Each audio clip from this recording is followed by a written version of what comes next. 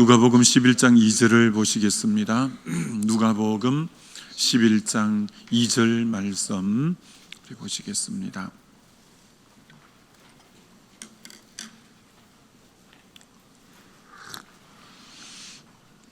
한 목소리로 같이 봉독합니다.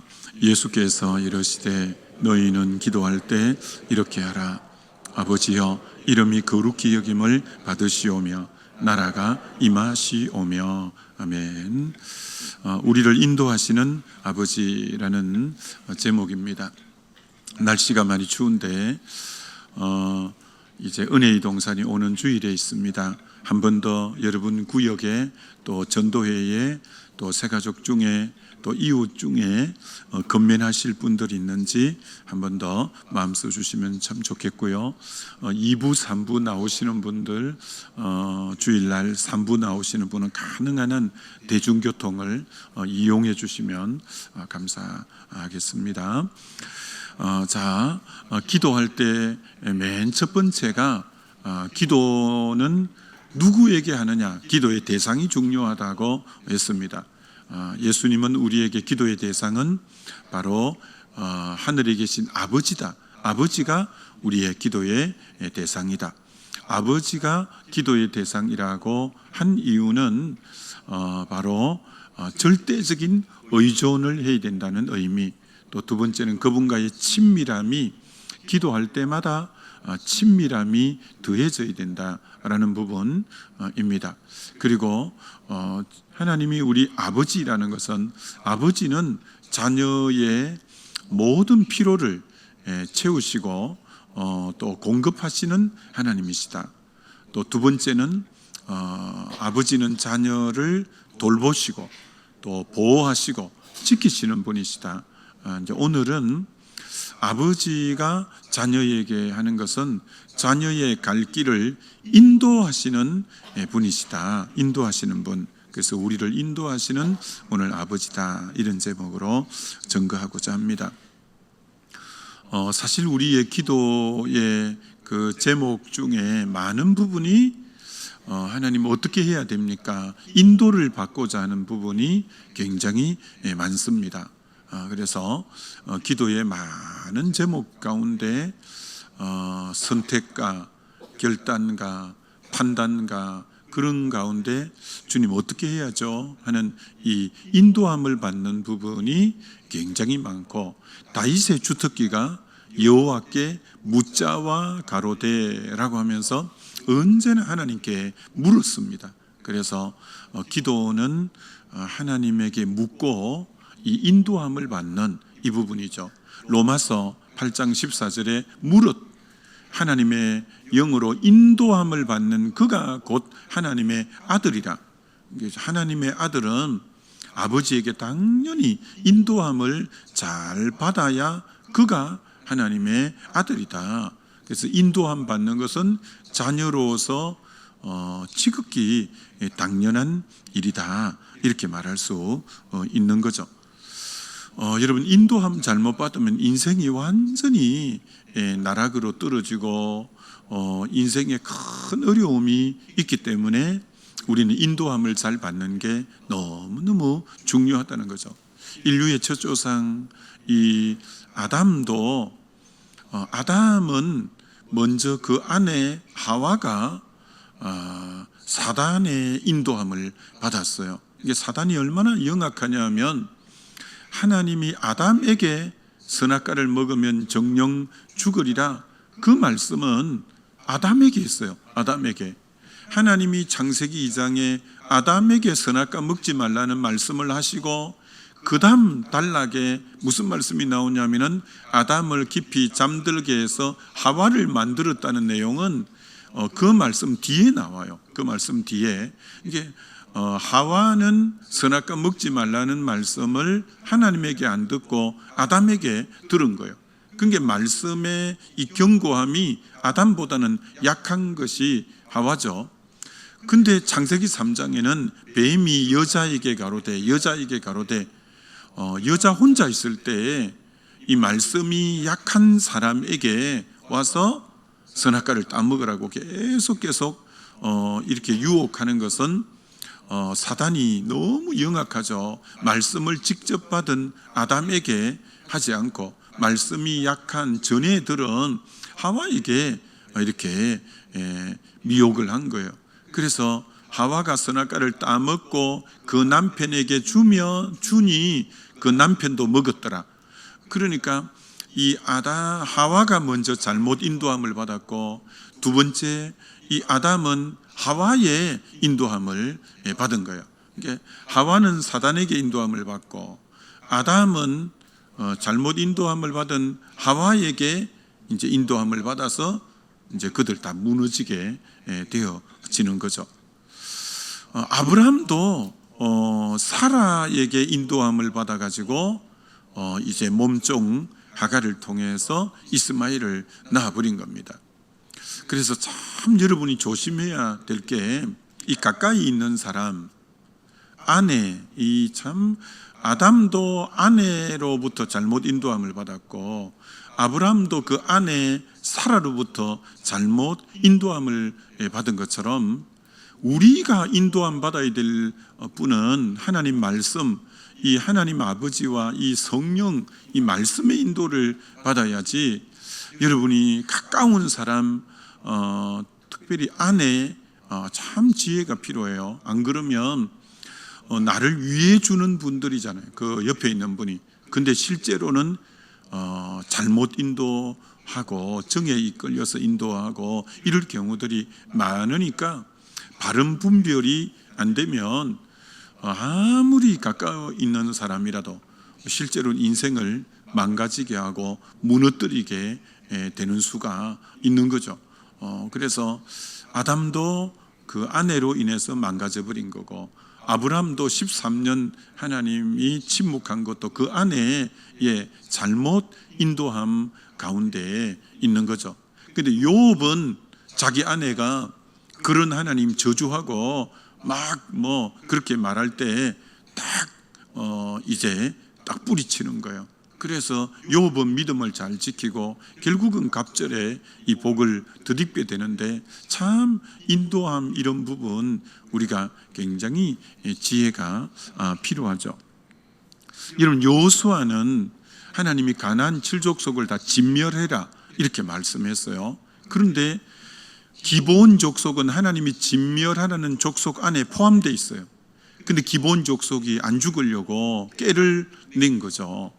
그래서 옷도 남유하고 입술도 다 부르트고, 그리고 가져있는 떡도 곰팡이가 다 피고, 우리는 저 먼 데 있는 데서 왔다고, 우리는 당신의 종이 되어서 물 길러주고 나무 패고 이런 일을 할 테니까 우리 죽이지 말아달라고. 이게 딱 상황을 보니까, 형편을 보니까, 꼴을 보니까 딱 그런 것 같은 거예요. 여호수아가 여호와께 묻지 아니하고 그만 딱 상황 보고 형편 보고 눈에 보이는 그것 딱 보고 안 죽이겠다고 여호와 이름으로 딱 그만 맹세하는 거예요. 잘못 인도를 받은 거예요. 왜? 상황을 보고 눈에 보이는 가시적인 형편을 보고 딱 이제 인도받은 거예요. 그래서 내내 그 족속은 죽일 수가 없었던 거예요. 근데 하나님 약속하고는 완전히 엇박자로 가게 된 거죠.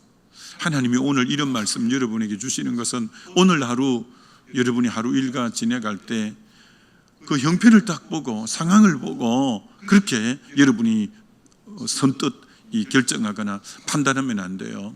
항상 그렇게 보여져도 또 기도가 먼저 앞서고 성령이 먼저 앞서고 주님이 마음이 어떤가 하면서 잘 보는 게 중요해요.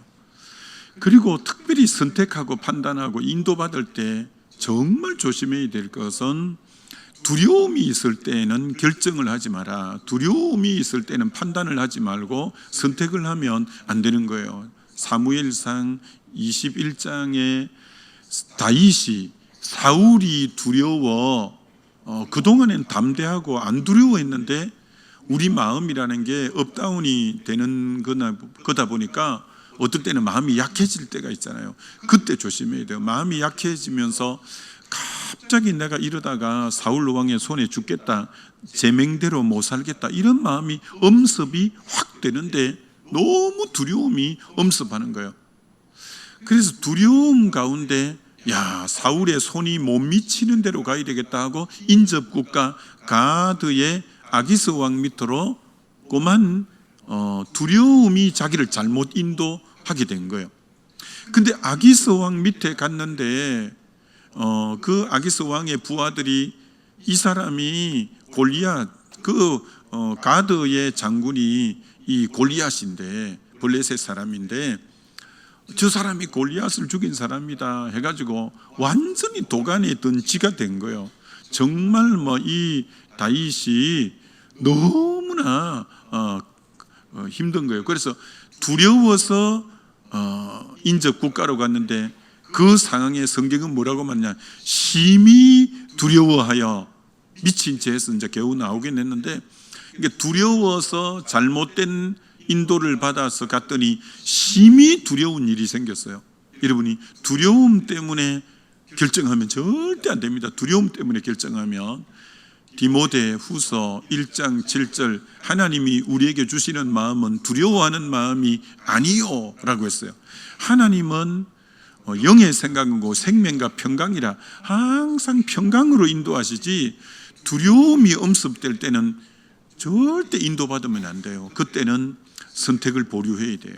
결정을 보류해야 돼요. 두려울 때 여러분이 결정하면 정말 잘못 갈 수가 있는 거예요. 여러분, 사도행전 26장에 사도 바울이 죄수가 되어서 가이사 황제에게 호소했기 때문에 로마로 압송되는데 그 배에는 276명이 탔어요. 근데 기도하는 사람, 영의 사람인 사도 바울이 기도하니까 배가 지금 로마로 출항하면 안 되겠는 거예요. 성령께서 계속 마음의 평강을 깨뜨리고 떠나지 않을 마음을 주시는 거예요. 그래서 백부장이 그 배의 지금 책임자인데 백부장에게 가서 지금 배에 출항하면 안 됩니다. 강하게 어필했는데도 백부장이 선장의 말을 들었다고 성경이 말하는 거예요. 선주의 말을 들었다고 말하는 거예요. 바울의 말을 무시해 버리는 거예요. 선장이 이 배의 전문가예요. 바다의 전문가예요. 오늘 많은 사람들이 인도받을 때 전문가 말을 듣는 거예요.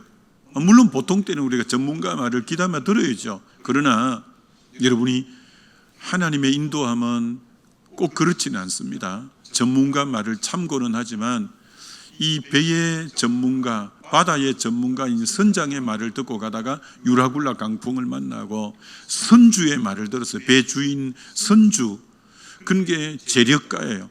재력가가 파워가 있고 힘이 있어요. 그 말을 듣고 그러다가 완전히 열나흘 동안 구원의 여망이 없었다는 건 완전 죽을 뻔한 거예요. 결국은 사도 바울의 말을, 사도 바울이 간밤에 내가 섬기는 하나님이 가이사 앞에 서야 되겠고 배만 손상이 있고 사람의 인명에는 어려움이 없다고 합니다. 결국은 바울의 말을 듣게 돼요. 그들이 결국은 바울의 말대로 인도함을 받게 되는 거예요. 그래서 우리가 정말 깨어있고 영의 사람을 가까이 하고, 여러분 인도를 잘 받아야지. 그렇지 않고 전문가 얘기만 듣고 재력가 얘기만 듣고 덜렁 선택하면 그게 또 큰 어려움을 봉착할 수 있는 거죠. 그래서 이 인도를 잘 받는 게 너무 중요한 거예요. 이 기도의 여러 목적 중에 굉장히 중요한 목적이 인도함을 받기 위한 기도가 정말 기도의 중요한 부분인데, 우리 주님은 애굽에서 자기 백성을 이끌어내자마자 그들을 바로 불기둥 구름 기둥으로 인도하시는 주님이세요. 그처럼 우리 주님은 유월절 피를 통해서 구원했으면 그 다음 길은 바로 그들을 인도하는 일을 하시는 거예요. 그 정도로 우리 주님은 우리를 인도하시는 분이시다라는 거죠. 주님은 우리의 목자고 우리는 양인데, 목자는 양에 앞서 양의 이름을 각각 불러내면서 우리를 인도하신다고 분명히 말씀하는 거예요. 우리의 목자는 양을 인도하시는 거예요. 이게 양의 출발점은 목자의 음성이에요. 목자의 음성. 우리는 언제나 목자의 음성을 따라 가는 이가 바로 우리다, 이렇게 말할 수 있는 거죠. 그래서 인도함을 잘 받는 것이 얼마나 이제 중요한가라는 것이죠. 여러분, 이 보혜사라고 할 때 보혜사, 요한복음 14, 15, 16장에 보혜사가 나오는데 영어 성경으로 보면 다 보혜사라고 해놓고 근데 다르게 말해 놓았어요. 한 번은 헬프라고 말해 놓았어요. 보혜사는 돕는 분이라는 거죠. 돕는 분. 한 번은 컴포트라고 위로자라고 써놨어요. 또 한 군데는 카운셀러, 상담자라고 말해 놓고 있어요. 그래서 상담자라는 부분이 보혜사가 인도자라는 뜻이에요. 상담자, 우리를 인도해서 이 보혜사, 성령이 우리를 인도하시는 영이 바로 이 보혜사이죠. 그래서 인도를 잘 받는 게 필요한데, 자, 사도행전 2장에 보면 오순절 날 성령이 임할 때 어떻게 임하느냐면은 120문도의 각 사람의 머리 위에 성령이 불의 혀같이 각 사람에게 임했다는 거예요. 그건 굉장히 중요한 뜻이에요. 각 사람에게 임했다는 것은 성령은 한 인격체를 굉장히 귀하게 여겨요. 그래서 이 사람에게는 성령이 이렇게 인도해요. 저 사람에게는 저렇게 인도해요. 성령은 획일화 하지 않아요. 획일적이지 않고 그 사람의 모든 상황, 처지, 여건을 따라 그 사람에게 맞게끔 딱딱 맞춤식 인도를 하시는 분이에요. 사도행전 얘기가 다 그 내용이라 이렇게 말할 수 있어요. 사도행전 8장에 빌립 집사에게 광야로 가라라고 인도했어요. 그건 빌립 집사에게만 주신 말씀이에요. 그래서 광야로 가봤더니 에티오피아 국고를 맡은 네시가 이제 마차를 타고 와서 그를 만나게 되잖아요. 그래서 그가 변화되어서 에티오피아를 놀랍게 복음화하는 그런 역사가 있는 것처럼 사도행전 9장에는 제자 아나니아는 사도행전에 3번 나와요. 5장에 아나니아, 삽비라 아나니아, 9장에 제자 아나니아, 26장에 대제사장 아나니아. 그래서 사도행전에는 동명사민이 나오는데 아나니아는 한 번은 아나니아, 삽비라 아나니아고 한 번은 제자 아나니아고 한 번은 대제사장 아나니아인데 그 사도행전 9장의 아나니아는 제자 아나니아에게 너 직가라는 곳으로 가라. 거기 가면 사울이 기도하고 있는 중이다. 그래서 이 아나니아가 전부 이 사울이 대제사장의 이제 구속영장을 발부받아 지금 오기 때문에 다 믿는 사람이 도망갔는데 성령께서 떠나지 않을 마음을 주시는 거예요. 왜 그런가 했더니 도리어 사울에게 가서 기도해 주라는 거예요. 그래서 눈이 멀어 있는 그에게 기도를 해 주었더니 눈에 비늘이 벗겨지면서 그리고 이제 성령 충만했더라. 그게 아나니아의 사명이었어요. 그래서 하나님이 아나니아에게는 모든 믿는 사람이 지금 잡아러 오니까 다 도망갔는데 직가에 그 다메섹에 남아있을 마음을 주는 거예요. 도리어 그에게 가서 기도해 줄 마음을 주시는 거예요. 그래서 기도해 줬더니 눈에 비늘이 벗겨지고 성령 충만한 것처럼 주님이 그렇게 각 사람을 다르게 인도하시는 거예요. 사도행전 10장에는 고넬료의 기도와 구제가 하나님께 상달됐는데 요빠에 있는 시몬을 청하라, 이렇게 주님이 인도하시는 거예요. 그래서 요빠라는 도시에 그 베드로가 있을 줄 어떻게 알았겠어요. 근데 성령이 지금 요빠 피장의 집에, 가죽장의 집에, 모두장의 집에 지금 베드로가 있다, 그를 초청해라. 그래서 그를 초청하잖아요. 이런 것처럼 성령은 얼마나 구체적인지 모릅니다. 13장에는 안디옥 교회가 주를 섬겨 금식할 때 성령이 가라사대 바울과 바나바는 따로 세우라 해서 선교사로 파송할 것도 성령이 구체적으로 2사람을 선교사로 보내라 말씀하시는 거예요. 이처럼 성령은 각 사람에게 말씀하시는 거예요. 그러니까 오늘 이 새벽에 여러분에게도 여러분이 어떤 문제를 놓고 기도하면 여러분에게 이 성령이 말씀하시고 인도하신다, 이렇게 말할 수 있는 거죠. 여러분, 철로 역정을 쓴 존 번연이 이제 감옥 생활을 오래 합니다. 구속되어서 그 당시 예수 믿는 것 때문에. 근데 워낙 귀한 분이니까 간수장이 하루는 이 존 버년을 찾아온 거예요. 존 버년이 죄가 없다는 걸 너무나 잘 알고 예수 믿는다는 것 때문에 옥에 갇힌 걸 알기 때문에, 감옥에서도 너무나 귀한 모습이기 때문에 간수장이 특혜를 준 거예요. 하루 집에 가서 가족들 좀 보고 하루 주무시고 이렇게 오시라고 배려를 해준 거예요.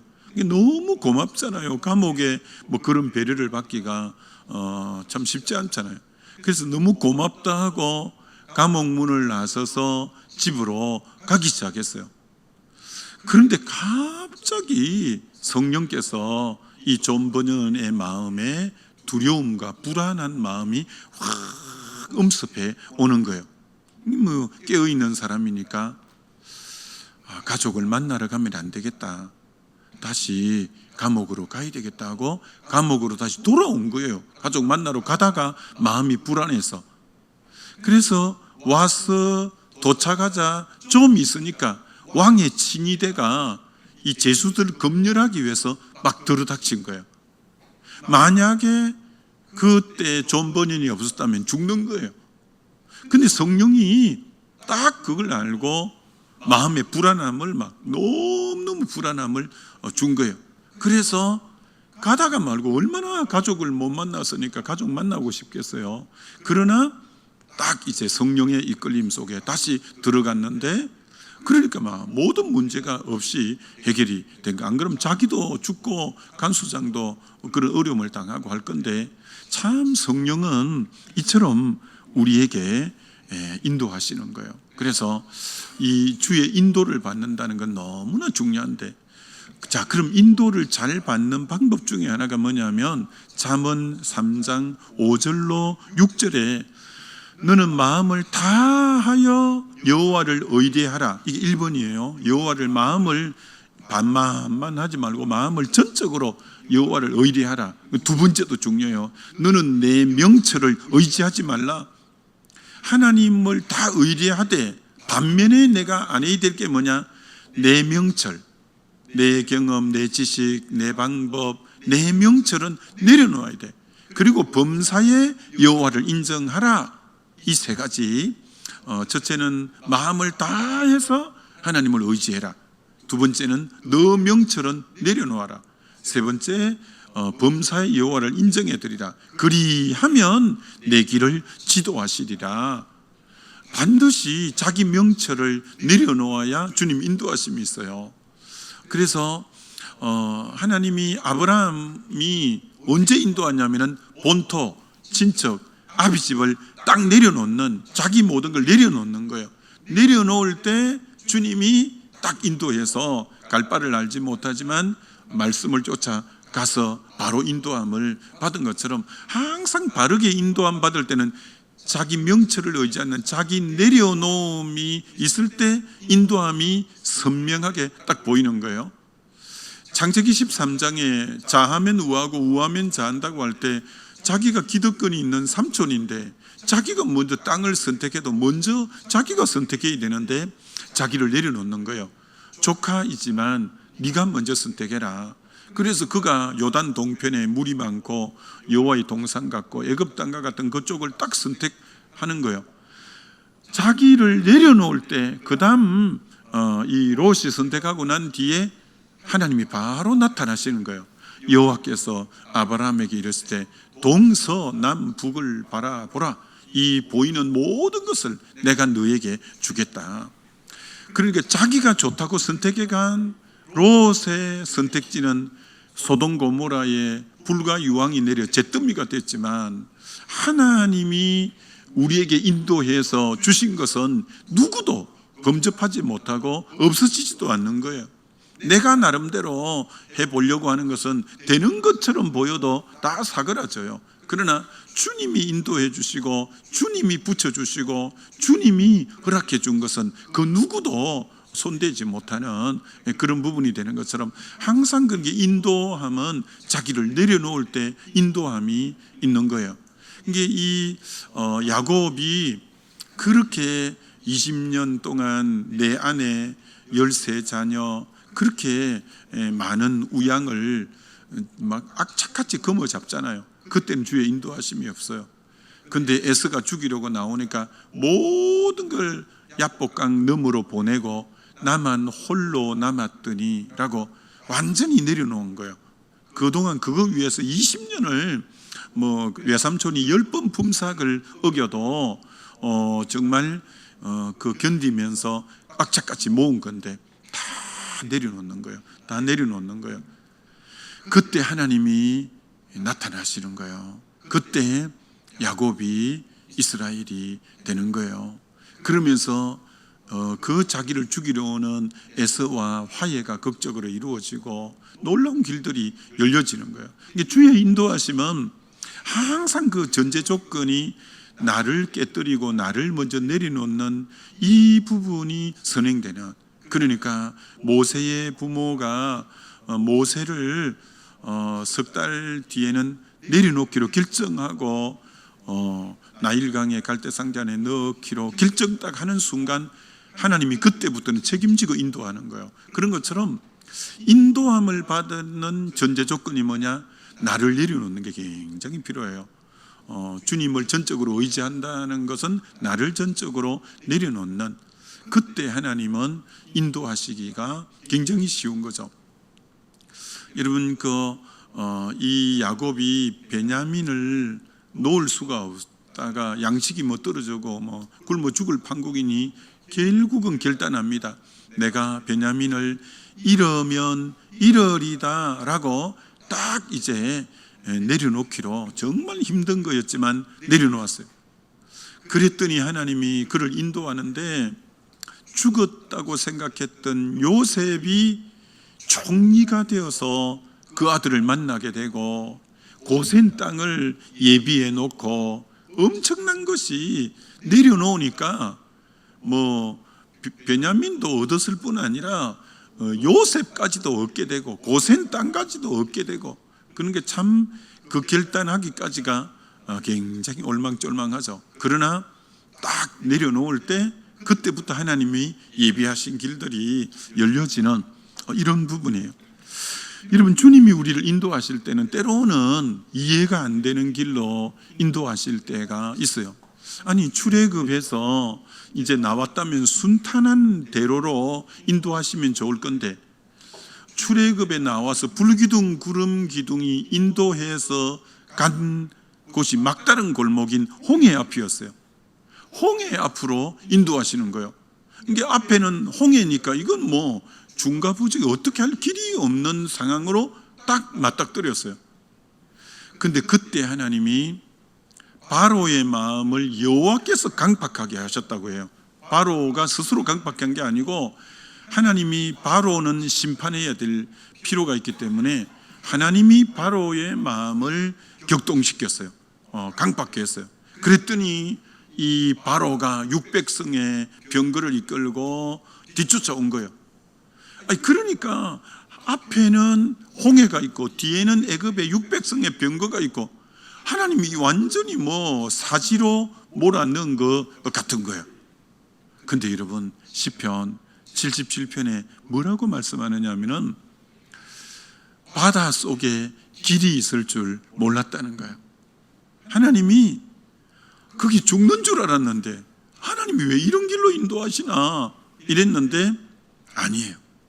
하나님이 정말 바다 속에 길을 예비해 놓았고 결국은 이 백성들을 무난히 건너게 하고 그동안 하나님 백성을 괴롭혔던 이들을 수장시켜서 다 심판하고, 또 이제 믿음의 첫 출발하는 이들에게 하나님이 진짜 주권자인 거, 저 바로도 하나님의 손길 아래에 아무것도 아니라는 거 너 보이지라고 하나님의 그 주권에 대한 믿음에 대한 완전히 뭐 그들이 아직 종살이만 4대 때 했기 때문에 믿음이 약하거든요. 근데 우리 하나님이 얼마나 대단한 분인가를 여러 다목적으로 깨닫게 하는 거예요. 홍해를 건너는 그 속에서도 하나님의 대단함이 보였지만 그 바로를 군대를 쳐부수는 그 하나님이 진짜 우리가 믿을 대상이구나, 그런 부분, 또 거기에 하나님 백성이 힘을 쓴 건 없이 너는 가만히 서서 하나님의 일하심을 보라. 그러면서 내가 믿는 하나님이 얼마나 위대한 하나님인가, 이제 믿음의 첫 출발에서 하나님이 어떤 분인가에 대한 믿음을 확실하게 심어주는 거예요. 확실하게.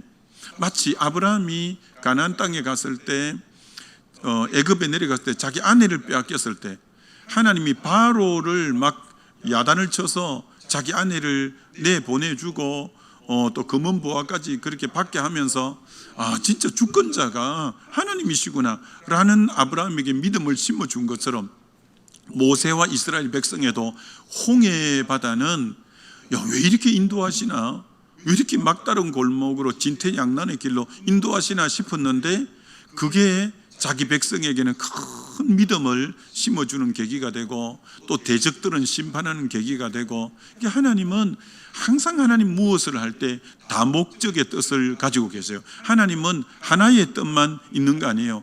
그런 길을 인도하실 때는 또 이런 사람에게는 축복으로, 나머지 사람에게는 어떤 의미로 심판으로, 그렇게 하면서 하나님이 같이 인도하시는 경우들이 굉장히 많죠. 자, 그럼 마지막 한 말씀을 하면, 인도하실 때 구체적으로 어떻게 인도하시냐면, 요한복음 14장 26절에는 성령께서 생각나게 하신다는 거예요. 생각나게, 하나님의 뜻이 뭔지 말씀을 생각나게 하는 영이에요. 로마서 8장에도 8장 5절 6절에도 육의 생각은 사망, 영의 생각은 생명과 평강으로 계속 생각을 통해서 인도하시는 거예요. 생각을 통해서. 그럼 생각 중에도 어떤 생각이냐? 영의 생각은 저 생명과 평강의 생각으로 인도하시는 거예요. 그래서 대원칙이 있어요. 인도할 때, 주의 영이 인도할 때 여러분이 그 분별하는 첫 번째는 뭐냐?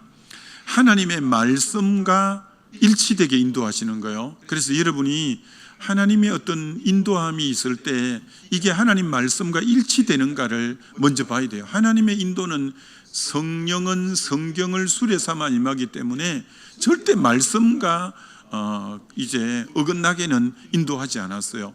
두 번째, 하나님은 어떻게 인도하시냐면은 하나님의 성품과 일치되게 인도하셔요. 하나님의 성품은 사랑이 많으시고 교회를 하나 되게 하시고 온유하고 겸손하신 것처럼, 하나님이 인도하시는데 성품하고 전혀 다르게 저 원수를 삼으라, 야 서로 막 싸워버리라, 분열해라, 이런 식으로 인도하시는 게 결코 아니에요. 하나님은 자기 성품에 맞게 하나 되게, 사랑하게, 이렇게 선하게 항상 인도하지, 성품과 전혀 다르게 막 부부 갈라서 버려라, 막 저 원수 맺어 버리라, 이런 식으로 성품하고 다르게 인도하면 여러분이 아닌가 잘 봐야 돼요. 세 번째는, 하나님의 인도하실 때는 고린도전서에 하나님의 인도하시면 언제나 힘이 있고 용기가 있고 위안이 되게끔 인도하셔요. 하나님의 인도는 너무너무 위로가 되고요, 위안이 되고 용기가 있게 되고요, 그리고